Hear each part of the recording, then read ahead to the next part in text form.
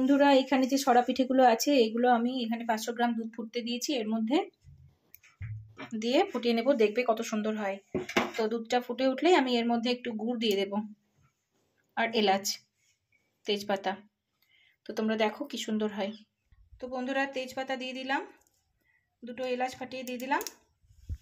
তো বন্ধুরা দেখতেই পাচ্ছ দুধটা ফুটে উঠেছে, এবার আমি গুড়টা দিয়ে দেব।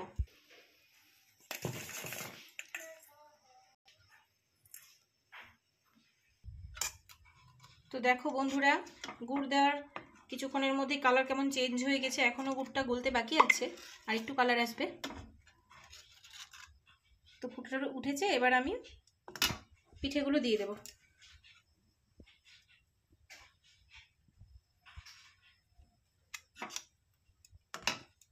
এভাবে তোমরা একবার বাড়িতে করে দেখো, কিছুক্ষণ রাখতে হবে, 20-25 মিনিট মতন কি আধ ঘন্টা মতো রাখবা, দেখবে একদম সুন্দর এই পিঠের ভিতরে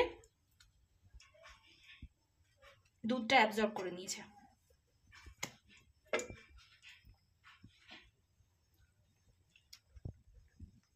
এটা ফুটে উঠলেই আমি ঢাকা দিয়ে দেব। তো দেখো বন্ধুরা দুধটা ফুটে উঠেছে, এবার আমি গ্যাসটা অফ করে দিলাম, দিয়ে ঢাকা দিয়ে আধ ঘন্টা মতো রাখবো, তারপরে দুধটা পুরো অ্যাবজর্ব করে নেবে পিঠে। তো আজকের মতো এই পর্যন্তই, এরপরে আবার অন্য কোনো ভিডিও নিয়ে আসবো।